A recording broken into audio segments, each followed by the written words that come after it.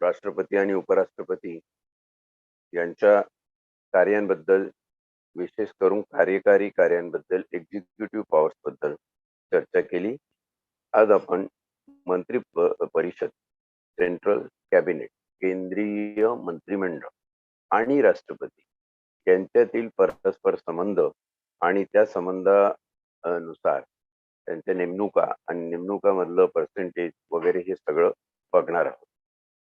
मंत्री परिषद, केंद्रीय कॅबिनेट 74 अनुच्छेदापासून जे सुरू होतं त्याचं हेडिंग मथळा असं आहे की राष्ट्रपती सहाय्य व सल्ला देण्यासाठी मंत्री परिषद आहे, कॅबिनेट आहे. हे कॅबिनेट दोन शब्द या ठिकाणी वापरले, सहाय्य व सल्ला. म्हणजे राष्ट्रपतीला स्वतःहून एखादा उपक्रम राबवायचा असेल किंवा एखादी आयडिया संविधानाच्या दृष्टिकोनातून देशात आणायची असेल, समाजात रुजवायची असेल, तर त्या बाबत मंत्री परिषद हे राष्ट्रपतींना सहाय्यभूत राहील. व सल्ला, सल्ला हा सहाय्यापेक्षा मोठ्या आशयाचा शब्द या ठिकाणी लक्षात घेतला पाहिजे. सल्ला जर मंत्री मंडळांनी द्यायचा झाला आणि एकदा सल्ला दिला, त्या सल्ल्यानुसारच राष्ट्रपतींना त्यांचा कार्यकाल किंवा त्यांची कारकीर्द, त्यांचा कार्यभाग सांभाळणं आवश्यक आहे. हे घटनेचं नमूद केलेलं तत्व या ठिकाणी आपण जरा नीट समजून घेऊया. म्हणजे राष्ट्रपती हा tutorial, ceremonial head of the state आणि खरा जो शक्तिशाली आहे तो प्रधानमंत्री आपल्या घटनेने करून दिला आहे. हे समीकरण या ठिकाणी आपल्या लक्षात येतं. घटनेने असं स्पष्ट म्हटलेलं आहे की राष्ट्रपती सहाय्य व सल्ला देण्यासाठी मंत्री परिषद असेल. समभाग 1 अनुच्छेद 74 असं म्हणतो की राष्ट्रपती सहाय्य व सल्ला देण्यासाठी एक मंत्री परिषद असेल, जिच्या प्रमुख पदी प्रधानमंत्री असेल. त्या मंत्री परिषदेचा नेता, तिचा प्रमुख हा देशाचा पंतप्रधान असेल आणि राष्ट्रपती आपले कार्य पार पाडताना अशा सल्ल्यानुसार वागेल. राष्ट्रपतीने काही विचारणा केली, त्यावर सल्ला किंवा मग मंत्री परिषदेने, कॅबिनेटने राष्ट्रपतीला काही गोष्टी सांगितल्या, त्यानुसार राष्ट्रपतींनी वागलं पाहिजे.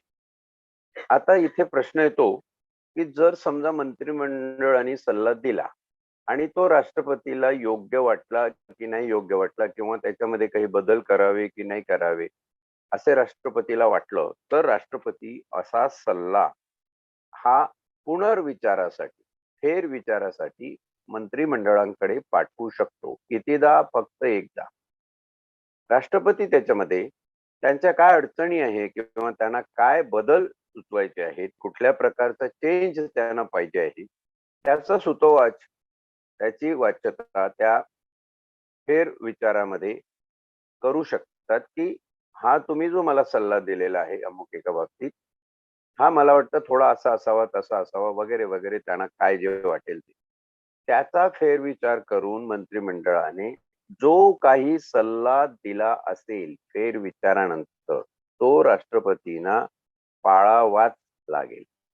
त्याच्यामध्ये राष्ट्रपतींना परत फेरविचारासाठी किंवा त्याच्यात काही बदल करण्याचा अधिकार नाही. याचाच अर्थ मंत्रिमंडळ आणि मंत्रिमंडळाचा जो प्रमुख नेता, ज्याला आपण प्रधानमंत्री म्हणतो, तो प्रधानमंत्री ठरवेल त्याप्रमाणे राष्ट्रपतीला वागणं भाग आहे, असं या अनुच्छेद 74 चा आपल्याला दिलेला संकेत घटनेमधला आपण लक्षात ठेवला पाहिजे. परंतु असे की राष्ट्रपती मंत्री परिषदेला अशा सल्ल्याचा सर्वसाधारणपणे किंवा अन्यथा फेरविचार करण्यास सांगू शकेल आणि राष्ट्रपती अशा फेरविचारानंतर देण्यात आलेल्या सल्ल्यानुसार वागेल. ही घटना दुरुस्ती 42वी 1976 साली करण्यात आली.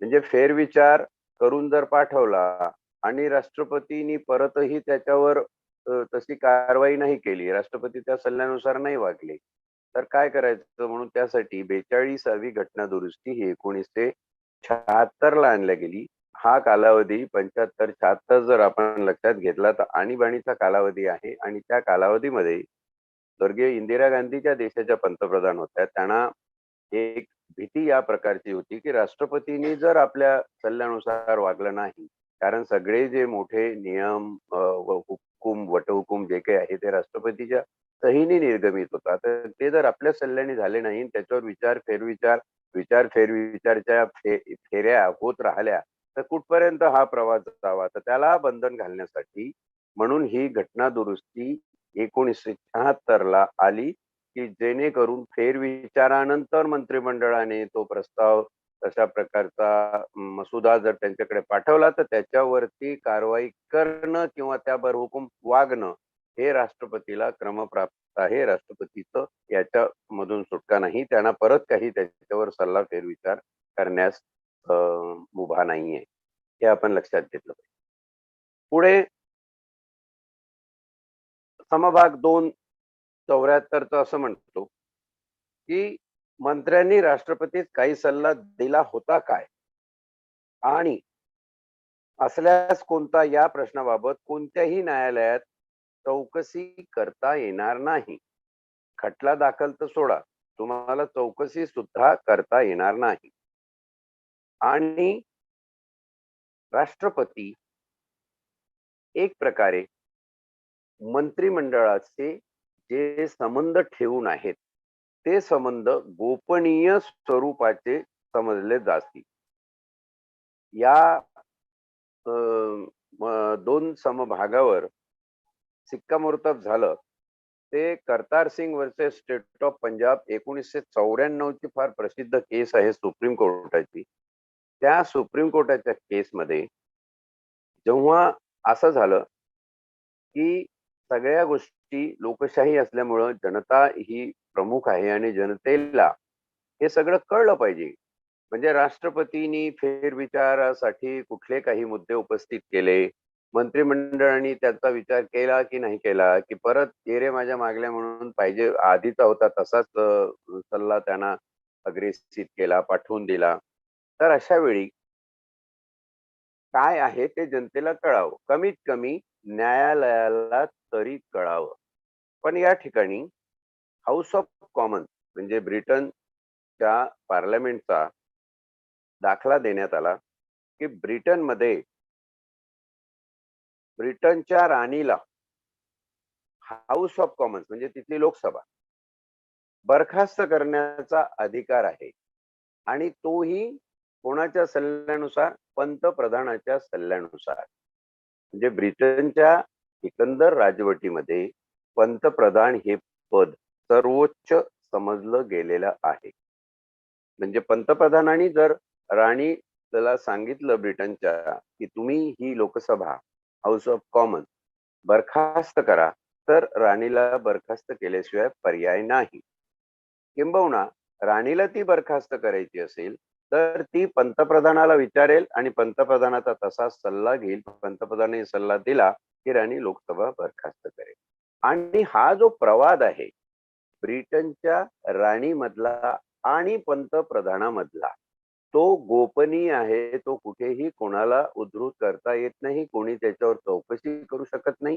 ही एक गोपनीयता या अनुच्छेद 74च्या अनुषंगाने आपण समजून घेणं आवश्यक आहे, की आपल्याला मंत्रिमंडळाने काय सल्ला दिला, राष्ट्रपतींनी त्याच्यावर काय फेरविचार करायला सांगितला की नाही सांगितला, त्याच्यानंतर कुठला सल्ला आला, याच्याबद्दल कुठंही सुतोवाच करता येत नाही कुठल्याही न्यायालयाला. न्यायदान किंवा खटला चालवण्याचा सोडा, साध्या चौकशीचे सुद्धा अधिकार नाही. हे 1994 ला या करतार सिंग स्टेट ऑफ पंजाब या केसमध्ये शिक्कामोर्तब झालं या गोष्टीवर. आणि त्यानुसार आपण आपल्या भारतामध्ये जी घटना वेस्टमिन्स्टर मॉडेल म्हणून आधी आपण जी चर्चा केली, त्या मॉडेलचंच प्रतिबिंब हे आपल्याकडे आहे की अशा प्रकारची गोपनीयता राष्ट्रपती आणि पंतप्रधान यांच्यामध्ये असली पाहिजे. आता तुम्ही म्हणाल ही गोपनीयता ठेवण्याचं कारण काय?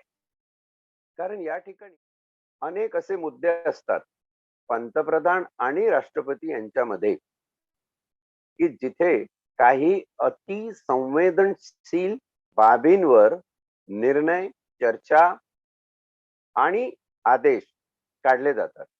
समजा ही अतिसंवेदनशील बाब सैन्याच्या बाबतीतली असेल, राष्ट्राच्या अंतर्गत सुरक्षेच्या बाबतीतली असेल, राष्ट्राच्या बाह्य सुरक्षेसंबंधात असेल, एखाद्या प्रांताबद्दल असेल, की जर ही पब्लिकली माहीत झाली, तर कारण नसताना एक प्रकारचं घबराटीचं वातावरण किंवा केओटिक सिच्युएशन देशामध्ये निर्माण होऊ शकते. ती न होऊ देण्यासाठी राष्ट्रपती आणि पंतप्रधान याच्यामध्ये ही एक अमिट अशी गोपनीयता ठेवण्यात आलेली आहे.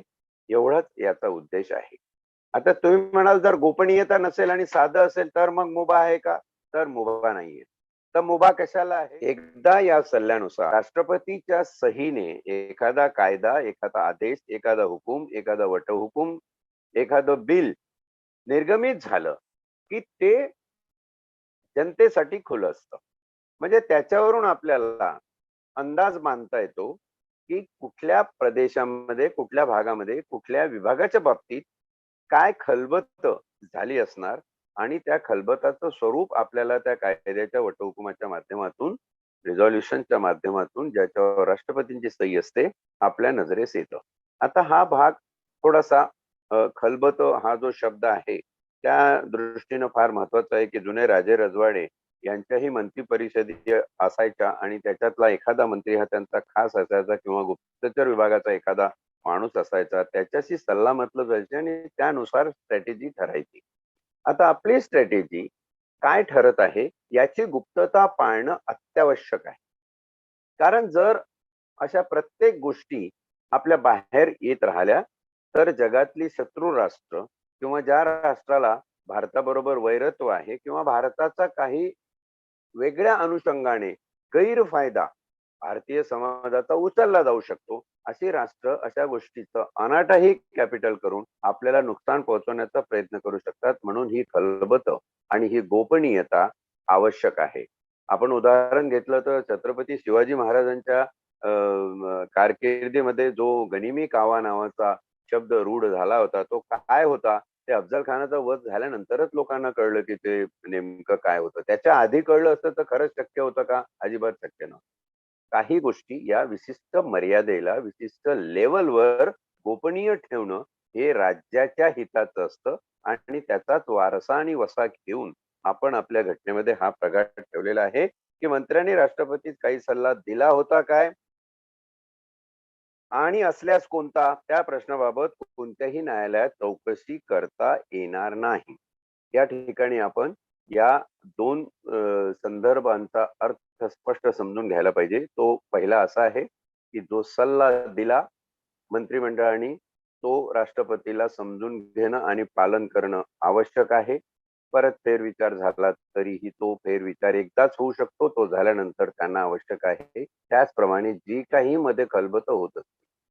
अनेकदा आपण बघतो की पत्रकार नॉर्थ ब्लॉक मधून राष्ट्रपती भवनाकडे पळत गेले. मग इथं काय झालं? मग आता पंतप्रधान गेले भेटीला, मग कोणी मंत्री भेटीला गेले, हे गेले. असा भेटीचा वृत्तांत कधी बाहेर येत नाही. त्याचं कारण असं आहे की ही गोपनीयता राष्ट्रपती आणि पंतप्रधान यांच्यामधली, म्हणजेच राष्ट्रपती आणि मंत्री परिषदेमधली जी गोपनीयता आहे, ती या दृष्टीनं या ठिकाणी उद्धृत केली जाते. फेरविचारानंतर जर परत दुसऱ्यांदा फेरविचार करावा असं वाटला, असं वाटेल आपल्याला, चला दुसरं फेरविचार करून आपण हे करू. तिसरा फेरविचार नाही केलं एकदा तर परत पाठवून देऊ. काहीसा असा प्रकार आपल्याला राजीव गांधी आणि गॅनी झैल सिंग तेव्हा राष्ट्रपती होते, राजीव गांधी पंतप्रधान होते, त्यावेळी झालेला दिसतो. राष्ट्रपतीची त्यावेळीची वक्तव्य असं आहे की मी जर माझ्या पॉवर्स दाखवल्या तर माझ्या पॉवर्स नुसार मी हे सगळं हलवून टाकू शकतो वगैरे वगैरे, असं काहीतरी प्रवाद त्या ठिकाणी होते. परंतु अशा पॉवरवर वेळोवेळी निर्बंध आणले गेलेले आहे.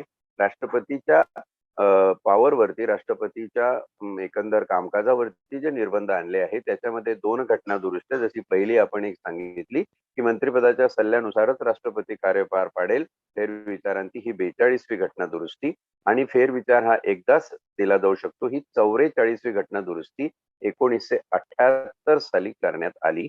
याचा संदर्भ होता युनियन ऑफ इंडिया वर्सेस बी श्रीहरन ही 2015 ला केस आलेली. या केसमध्ये या बाबतीचा परत विचार झाला की 44वी घटना दुरुस्ती जी 1978 ला आणली की फेरविचार फक्त एकदाच देता येतो, तो परत देता येत नाही का? तो कशाला परत देणार नाही? परत दिला जाऊ शकतो. एखाद्या वेळी एखाद्या परिस्थितीमध्ये काही दिवसात परिस्थिती बदललेली पण असेल तर त्यालाही कालमर्यादा आणि त्यालाही निश्चितता येण्यासाठी असं सांगितलंय की फेरविचार हा फक्त एकदाच असतो. याला तशी कार्यमर्यादा घटनेमध्ये दिलेली नाहीये की हा फेरविचारानंतर सल्ला मंत्रिमंडळाने किती दिवसात पाठवावा. घटना जरी त्याबद्दल म्हणत नसली तरीही राष्ट्रपती त्याच्यामध्ये लिहून त्यांना कळवू शकतो की याच्यावरती फेरविचार होऊन मला साधारण 1 आठवड्यात, 2 आठवड्यात, 3 आठवड्यात, महिन्याभरात, 45 दिवसात तुम्ही फेरविचारानंतर तुमचा सल्ला पाठवावा. किंवा मंत्रिमंडळ सांगू शकतं की या बाबतीमध्ये आम्हाला थोडासा वेळ लागतो आहे, एखादी कमिटी गठीत करून आम्हाला त्याबद्दलचा फेरविचार करण्यासाठी थोडासा वेळ पाहिजे, असा वेळ मागून घेऊ शकतं. हे आपसातलं राष्ट्रपती आणि मंत्रिमंडळातलं रिलेशन आहे, हे नातं आहे आणि ते गोपनीय आहे, हेही परत आपल्या लक्षात येईल. तर आपल्या असं लक्षात येईल की ज्या सुप्रीम कोर्टामध्ये केसेस काही होतात त्या बरहुकूम काही घटना दुरुस्ती केले जातात किंवा काही घटना दुरुस्तीवरती परत सुप्रीम कोर्टामध्ये कथ्थक उठवतो. हे सगळं होऊ शकतं, पण त्याही शिवाय महत्वाचं की मंत्रिमंडळ हे सर्वोच्च आहे, मंत्रिमंडळ हे पॉवरफुल आहे आणि मंत्रिमंडळाचा प्रमुख प्रधानमंत्री असल्यामुळं प्रधानमंत्री जे म्हणेल ती पूर्व दिशा, असं या घटनेने अनुच्छेद 74 मध्ये स्पष्ट करून टाकलेलं आहे. म्हणजे लहान सहान कुरबुरी इकड तिकडच्या गोष्टी या सगळ्यांना पूर्णविराम देऊन एका वाक्यात जर सांगायचं झालं तर देशाचा कारभार हा देशाचा पंतप्रधान चालवतो. राष्ट्रपती नावाला सहीधारी सगळ्यात मोठं पद असल्यामुळं सहीचा धणी आहे, परंतु खरा कारभार हा पंतप्रधानांच्याच करवी होत असतो. राष्ट्रपती नियंत्रण करू शकतात, करू शकत नाही असं नाही, पण शेवटी राष्ट्रपती हे अदबल आहे. म्हणजे रबर स्टॅम्प आहे हे म्हटलं तर त्या पदाचा अवमान न होता आपण हे त्याच्यातला अर्थ अशासाठी समजून घ्यायचा आहे की खऱ्या अर्थाने प्रघात तसाच आहे. राष्ट्रपतीला स्वतःहून काहीही करण्याचे अधिकार नाही. त्या बाबतीमध्ये आपण जेव्हा पुढे बघू तर सैन्य दलाच्या बाबतीत राष्ट्रपतीला काही अंशी चेक अँड बॅलन्स ठेवण्यासाठी अधिकार दिलेले आहे, पण त्यावरही मंत्रिमंडळाचा अंकुश असतो. जसं चीफ ऑफ डिफेन्स फोर्सेस म्हणून आपण जी नवीन पोस्ट निर्माण केलेली आहे आणि त्यांच्या अंडर तिन्ही दलाचे प्रमुख असावे. पहिला प्रत्येक दल हे सेपरेट होतं, वायुदल, सैन्य दल आणि नौदल, आणि त्यांच्यावरती डायरेक्ट राष्ट्रपती होता.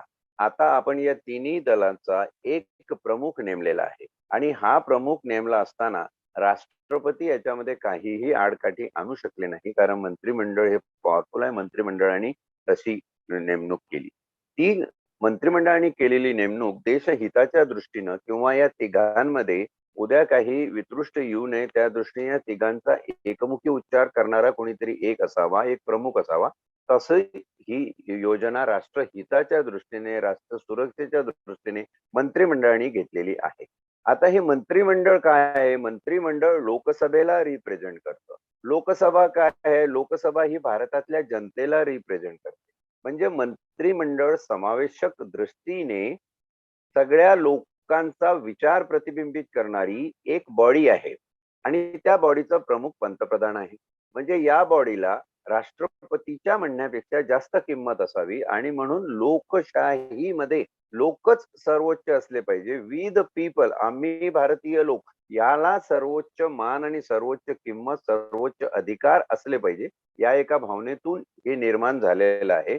कधीतरी रबर स्टॅम्प सारखा वापर राष्ट्रपतींचा होतो, नाही म्हणता तो होतोच, आणि हे तत्व आपण आपल्या घटनेत अंगीकार करून घेतलेलं आहे, अंगीकृत केलेलं आहे. हे आपण समजून घ्यायला पाहिजे.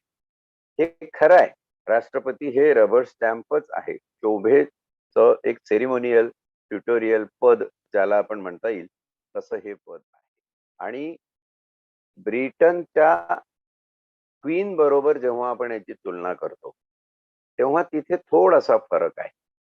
ब्रिटनची क्वीन हिने बऱ्याच गोष्टी ह्या आपल्या ताब्यात ठेवलेल्या आहे आणि ब्रिटनच्या क्वीनला प्रत्यवाय नाहीये. म्हणजे ब्रिटनच्या क्वीनचा उत्तराधिकारी कोण असावा ही ब्रिटनची क्वीनच ठरवेल. ते पंतप्रधानाला ठरवण्याचा अधिकार नाहीये. हे वेगळे पण आपण इथे लक्षात ठेवलं पाहिजे. भारतात राष्ट्रपती त्याचा कोण उत्तराधिकारी असेल हे ठरवू शकत नाही किंवा कुठल्या घराण्याचा असेल हे ठरवू शकत नाही. तर तिथे ही सर्वोच्च पद्धत तिकडे त्या दृष्टीने आलेली आहे. आणि तसं पाहिलं तर ब्रिटनची क्वीन ही आपल्या राष्ट्रपतीपेक्षा कितीतरी पॉवरफुल आहे. परंतु राज्यकारभारासाठी ब्रिटनच्या क्वीनचा सुद्धा रबर स्टॅम्प सारखाच वापर होतो. हेही तितकंच खरं आहे, हे आपण जाणून घेतलं पाहिजे. आपण वेस्टमिन्स्टर मॉडेल, लोकांची लोकशाही, रिपब्लिक डेमोक्रेसी या माध्यमातून जेव्हा रुजवलं तेव्हा हा फरक थोडासा आपण या ठिकाणी लक्षात घेतला पाहिजे. आणि म्हणून ब्रिटनच्या राणीच्या तुलनेने आपला राष्ट्रपती हा एक प्रकारे मंत्रिमंडळाच्या हातातलं बाहुलं म्हटलं तरीही वावगं होणार नाही. शेवटी आपण राष्ट्रपतीची निवडणूक जेव्हा बघितली, तुम्ही बघा शेवटी काय आहे, राष्ट्रपती कोण नेमतं? मंत्रिमंडळ नेमतं. मंत्रिमंडळाचा प्रमुख हा कुठल्या तरी एका पक्षाचा असतो. ज्यांची मेजॉरिटी असते त्यांचं मंत्रिमंडळ असतं, त्यांचं सरकार असतं, ते शासन असतं केंद्रातलं. मग केंद्रातलं शासनच जर इलेक्टोरेट कॉलेज, निर्वाचन कक्ष गठीत होऊन त्याच्या माध्यमातून राष्ट्रपतीची निवडणूक होत असेल तर राष्ट्रपती हा कायमस्वरूपी मंत्रिमंडळाच्या सर्व प्रकारे ऑब्लिगेशन मध्ये असतो. म्हणजे त्याच्या निवडणुकीसाठी, त्याच्या अपॉइंटमेंटसाठी हा त्यांच्या ऑब्लिगेशन मध्ये असतो राष्ट्रपती. आणि त्याशिवाय घटनेने 74 अनुच्छेद सांगितलंय की राष्ट्रपतीला सल्ला आणि सहाय्य देण्यासाठी मंत्री परिषद आहे. पण मंत्री परिषदेने दिलेला सल्ला राष्ट्रपतींना पाळणंच पाळणं आहे. ते त्याच्या विरुद्ध काही करू शकत नाही. म्हणजे सर्वोच्च कोणाला दिलं? हे प्रधानमंत्री पदाला सर्वोच्चता प्राप्त करून दिली. आणि प्रधानमंत्री हा राष्ट्रपतीपेक्षा पॉवरफुल आहे हे अधोरेखित करण्यासारखं तत्व घटनेने 74 मध्ये आपल्याला एक संकेत म्हणून सांगितलेलं आहे. पुढे जाताना अनुच्छेद 75चा विचार करूया. अनुच्छेद 75 असं म्हणतं, मंत्र्यांसंबंधीच्या तरतुदी याच्यामध्ये दिलेल्या आहेत. भाग 1 अनुच्छेद 75 तर असं म्हणतो की प्रधानमंत्री राष्ट्रपतीकडून नियुक्त केला जाईल आणि इतर मंत्री राष्ट्रपतीकडून प्रधानमंत्र्याच्या सल्ल्यावरून नियुक्त केले जातील. म्हणजे खऱ्या अर्थाने या नियुक्त्या प्रधानमंत्रीच करतो. प्रधानमंत्री स्वतःची नियुक्ती करून घेतो असं म्हटलं तरी वावगं होणार नाही. हे एवढ्यासाठी आपण बोलतोय की उद्या येणाऱ्या तरुणांना याच्यामध्ये काही बदल व्हावासा वाटला तर तो बदल का व्हावा त्याची तर्कशुद्ध मांडणी करता आली पाहिजे. आणि ती तर्कशुद्ध मांडणी करताना आपल्याला देशाचं सार्वभौमत्व, देशाची अंतर्गत बाह्यगत सुरक्षा याचा विचार करून आपल्याला याच्यामध्ये तर्कशुद्ध मांडणी जर करता आली तर उद्या भविष्यात असा एखादा घटनेचा दुरुस्तीचा विचार होऊ शकतो ज्याच्यामधून चेक अँड बॅलन्स या पद्धतीने परत राष्ट्रपतीकडे काही अधिकार असावेत का काही बाबतीतले याचाही विचार होणं आवश्यक आहे. कारण ही घटना जेव्हा लिहिल्या गेली त्याला आता 75 वर्षाचा कालावधी होऊन गेलेला आहे. आपण पारायण 75 वर्षानंतर करायला बसलेलो आहे. आपल्यापैकी अनेकांचा जन्मही झाला नव्हता. आणि अशा वेळी जेव्हा आपण कंटेम्पररी परसेप्शन मध्ये म्हणजे वास्तववादी सद्यस्थितीमध्ये जेव्हा या तत्वांचा विचार करतो तेव्हा ती कितपत लागू नाही याचाही विचार होऊ शकतो. पण उद्या जर तसे लोकप्रतिनिधी संसदेमध्ये गेले, तशा मताचा पंतप्रधान कोणी आला, त्यांनी जर ठरवलं की काही बाबतीमध्ये याच्यामध्ये आपल्याला चेक अँड बॅलन्स परत एस्टॅब्लिश करणं शक्य आहे, तर हे कोण करू शकेल? हे पंतप्रधानच करू शकेल. राष्ट्रपतीनं ते पॉवरच दिलेले नाही. म्हणून लोकशाहीमध्ये लोक आणि लोकांचं सरकार हे जास्त प्रभावशाली, जास्त पॉवरफुल आणि जास्त ताकदवान असतं. हे परत या ठिकाणी एकदा अधोरेखित होतं. म्हणजे बदल होऊ शकतो, बदलाला चान्स आहे. तो बदल कसा व्हावा याच्याबद्दल तरुण पिढीने विचार करायला काहीही गैर नाही.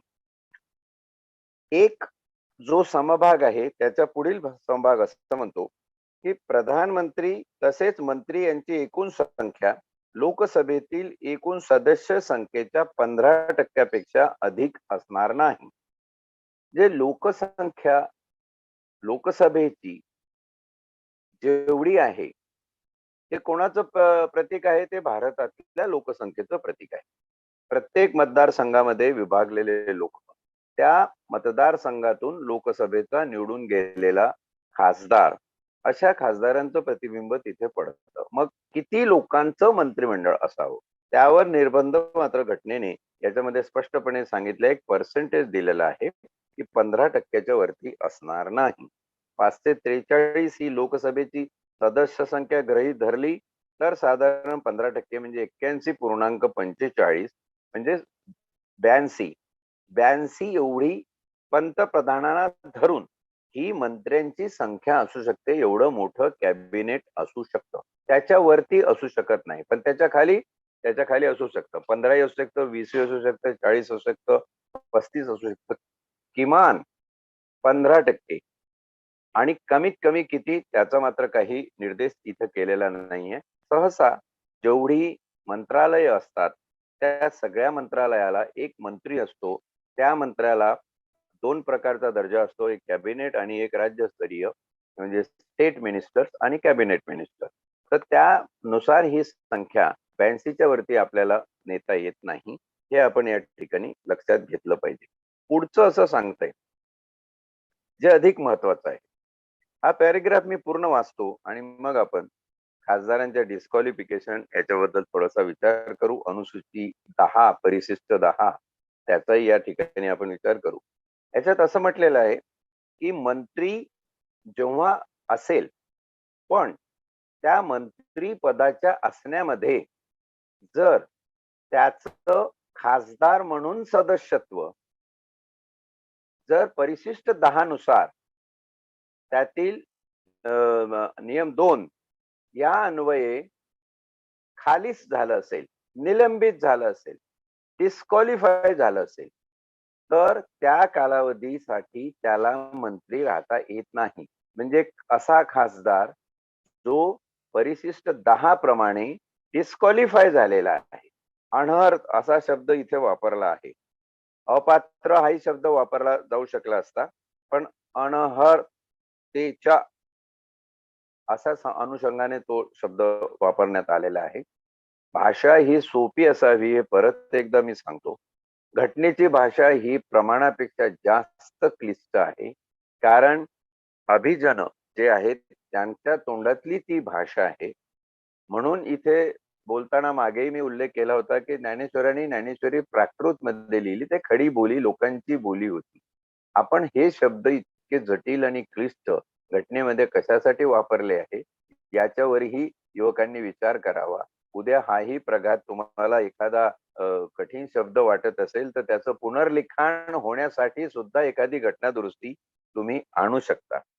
हे असं आहे की कोणत्याही राजकीय पक्षामध्ये असलेल्या संसदेच्या कोणत्याही एका सभागृहाचा सदस्य, म्हणजे लोकसभा, राज्यसभा सगळे, 10व्या अनुसूचीच्या परिच्छेद 2 अन्वये त्या सभागृहाचा सदस्य होण्यास अनर्ह ठरवण्यात आला असेल तर, अपात्र ठरवण्यात आला असेल तर तो त्याच्या अनर्हतेच्या दिनांकापासून सुरू होणाऱ्या व असा सदस्य म्हणून ज्या दिनांकास त्याचा पदावधी समाप्त होईल त्या दिनांकापर्यंतच्या कालावधीसाठी किंवा असा कालावधी समाप्त होण्यापूर्वी त्याने संसदेच्या कोणत्याही सभागृहाची निवडणूक लढविली असेल तर तो त्या दिनांकास निवडून आल्याचे घोषित करण्यात येईल. त्या दिनांकापर्यंतच्या कालावधीसाठी यापैकी जो अगोदर येईल तोपर्यंतच्या कालावधीसाठी खंड 1 अन्वये मंत्री म्हणून नियुक्त केला जाण्यास देखील अनर्ह असेल, अपात्र असेल. आता ही अपात्रता 2 प्रकारे लादलेली आहे. समजा परिशिष्ट 10 मध्ये एखादा खासदार अपात्र झाला, त्याला काही विशिष्ट कालावधीसाठी अपात्र केलेलं आहे.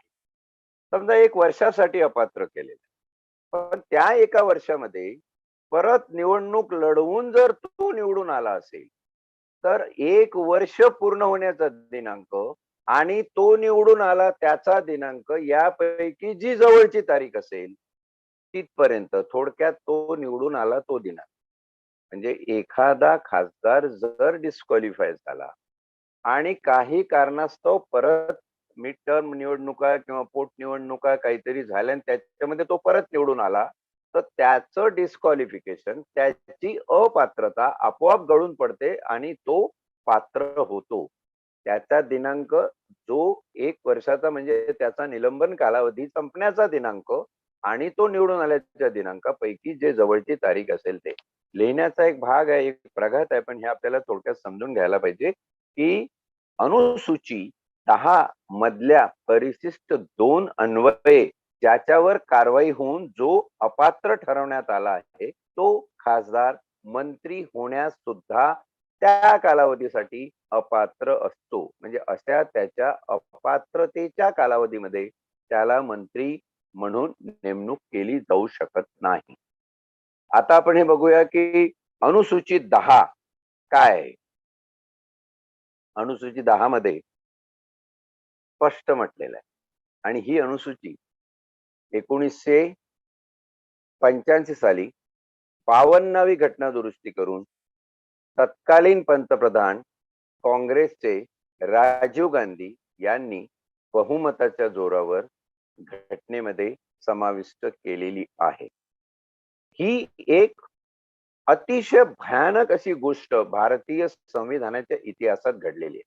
भयानक मी एवढ्यासाठी म्हणतो की हे डिस्क्वालिफिकेशन का होतं हे आपण जर समजून घेतलं तर भारतीय संविधान हे लोकशाहीकडून एकाधिकारशाहीकडे कसं गेलं त्याचा परिपाठ या अनुसूचित 10 मधून आपल्या निदर्शनास आल्याशिवाय राहत नाही. अनुसूचित 10 ल परिशिष्ट 2 असं सांगतं की जर एखादा खासदार त्या पक्षाचा सदस्य म्हणून लोकसभेच्या निवडणुकीत निवडून आला असेल आणि त्यांनी एखाद्या विशिष्ट मसुद्यावर, एखाद्या इश्यूवर, एखाद्या घटनेवर, एखाद्या प्रकरणावर पक्ष प्रमुखाचं जे मत आहे किंवा त्या घटनेबद्दल, त्या इश्यू बद्दल पक्ष प्रमुख काय विचार करतोय त्याच्या विरुद्ध मतप्रदर्शन लोकसभेच्या अधिवेशनामध्ये करता येत नाही. म्हणजे काँग्रेसचं धोरण असेल की ओबीसींना रिझर्वेशन द्यायचं नाही किंवा दिलंच तर ओबीसीचं रिझर्वेशन हे पॉलिसी रिझर्वेशन ठेवायचं. ओबीसीच्या आरक्षणाला संविधानिक दर्जा, कॉन्स्टिट्यूशनल व्हॅलिडिटी प्राप्त होऊ द्यायची नाही, जशी अनुसूचित जाती व अनुसूचित जमातीच्या रिझर्वेशनला आहे तशी ओबीसीच्या याला होऊ शकत नाही, असा जर पक्ष प्रमुखाचं मत असेल, असं पक्ष प्रमुखाने अशा प्रकारे आपलं मत व्यक्त केलं असेल तर त्याच्या विरुद्ध किंवा त्याच्या विपरीत असं मत त्या पक्षाच्या खासदाराला अधिवेशनामध्ये मांडता येत नाही. येथे ओशाळलं संविधान. आणि म्हणून जेव्हा 2018ला केंद्रीय गृहमंत्री घोषणा करतात की ओबीसींची जातनिहाय जनगणना आम्ही करू आणि आमचं हे एकमात्र सरकार असेल ज्याने इतिहास घडवून अशा प्रकारची जातनिहाय जनगणना ओबीसीची केलेली असेल म्हणून वक्तव्य करून पाठ थोपटून घेतली होती. हे संसदेतल्या अधिवेशनातलं ऑन रेकॉर्ड असलेलं वक्तव्य आहे तत्कालीन गृहमंत्र्याचं, केंद्रीय गृहमंत्री. त्यावेळी सगळ्यांनी बाकावर टाळ्या वाजवून, बाकं वाजवून आपला आनंद प्रदर्शित केला. आता 2021 मध्ये मागच्या जून मध्ये गृह मंत्रालयाचा राज्य गृहमंत्री येऊन संसदेच्या अधिवेशनामध्ये अशी घोषणा करतो की काहीही झालं तरी ओबीसींची जातनिहाय जनगणना होऊ शकत नाही, ती आम्ही करणार नाही.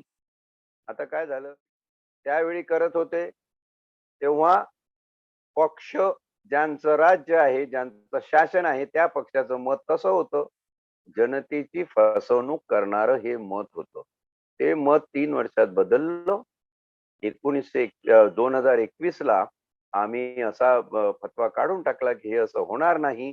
आता हे मत कोणाचं बदललं? त्या पक्षाच्या प्रमुखाचं बदललं. त्यांनी त्याचं मत प्रदर्शन केलं. कारण हा मिनिस्टर जर कॅबिनेट मंत्री परिषदेचा मेंबर जर संबोधला तर हे मत त्या मंत्रिमंडळाचं म्हणजे त्या पक्षाचं, परंतु घटनेमधून दिसतं की हे मत जनतेचं. कारण समावेशकरित्या मंत्रिमंडळ हे जनतेला रिप्रेझेंट करतं. म्हणजे आता इथे विचार करण्यासारखी गोष्ट आहे की मोठं कोण? जनता, पक्ष, पक्षप्रमुख की शासन प्रमुख? तुम्ही याचा विचार करा. याचं उत्तर तुम्हाला मिळतं. एक संविधानाचं पारायण करत असताना आपल्या संविधानाला कुठे कुठे सुरंग लागलेले आहे, उद्ध्वस्त झालेलं आहे संविधान. हे जर या पारायणामधून आपल्या लक्षात आलं नाही तर पुढचे सकारात्मक घटना बदल हे कसे होऊ शकतात? आणि याच्यावर 1985 पासून विचार करा आजपर्यंत काहीही झालेलं नाही. सुप्रीम कोर्ट अर्थात याच्यावर केसेस झाल्या, ही 52वी घटना दुरुस्ती बरोबर नाहीये, ही लोकशाही विरुद्ध आहे वगैरे वगैरे, पण काही सकारात्मक याच्यावर घडलं नाही. कोण घडवेल? जो पक्ष सत्ता काबीज करतो त्या पक्षाचा प्रमुख हे घडवू शकतो.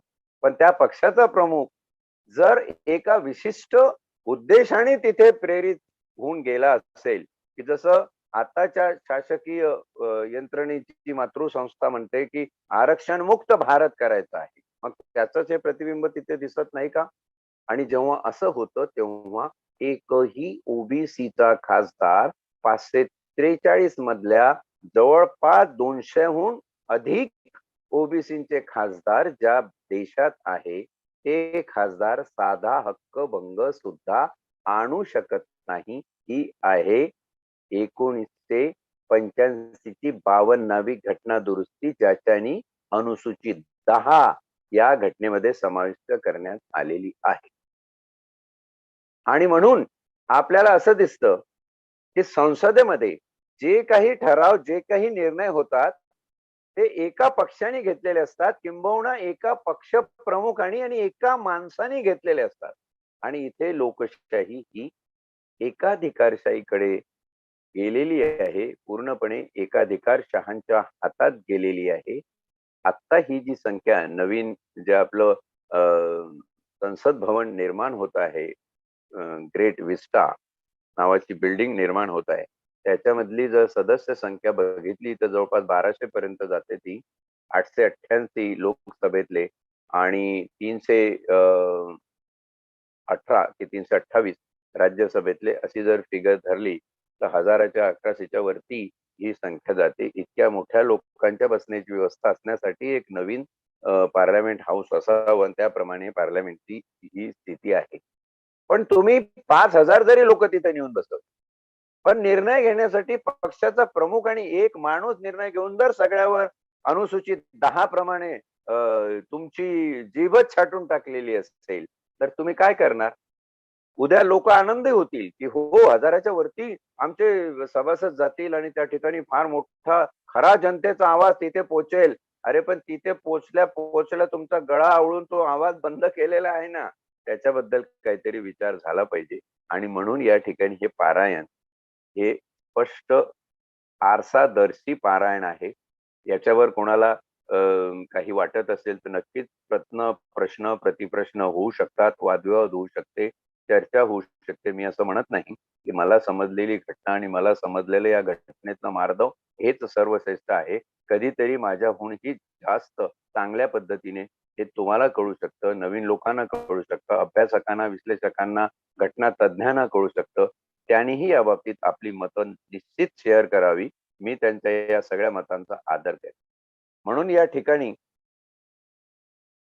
अनुच्छेद 75चा समभाग 1 संपतो.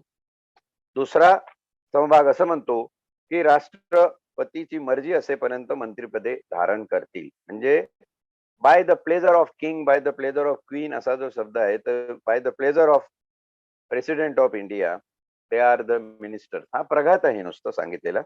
तिसरं जे समभाग आहे अनुच्छेद 75, तर ते सांगतं मंत्री परिषद लोकसभेत सामूहिकपणे जबाबदार असेल. Collectively the cabinet of minister will be responsible to the Lok Sabha. House of people. म्हणजे जो मंत्रिमंडळाचा निर्णय असेल तो लोकसभेचा निर्णय आणि लोकांचा निर्णय असं मानला जाईल, असंही या ठिकाणी मानलेलं आहे. ही हा जो विरोधाभास तुम्हाला वारंवार लक्षात येतो, हा विरोधाभास तुम्हाला विचारांना चालना देईल अशी अपेक्षा करतो. आणि पुढचा समभाग 4 असं म्हणतो, की मंत्र्याने आपले पद ग्रहण करण्यापूर्वी 3ऱ्या अनुसूचीमध्ये त्या प्रयोजनार्थ दिलेल्या नमुन्यानुसार राष्ट्रपती त्यास त्याच्या पदाची व गोपनीयतेची शपथ देईल. शपथविधी आहे. शपथ दिल्याशिवाय कोणी मंत्री होणार नाही. 5वा समभाग सांगतो, जो मंत्री कोणत्याही कालावधीत सलग 6 महिने संसदेच्या कोणत्याही सभागृहाचा सदस्य नसेल, त्याचे मंत्रिपद तो कालावधी संपतात संपुष्टात येईल. म्हणजे तो प्रधानमंत्री असू शकतो. प्रधानमंत्री असा होऊ शकतो जो लोकसभा आणि राज्यसभेमध्ये निवडून आला नाही, परंतु 6 महिन्यानंतर त्यांना कुठल्या तरी एका सभागृहाचं सभासदत्व सदस्यत्व घेतलं पाहिजे, निवडणुकीने किंवा मग अपॉइंटमेंट.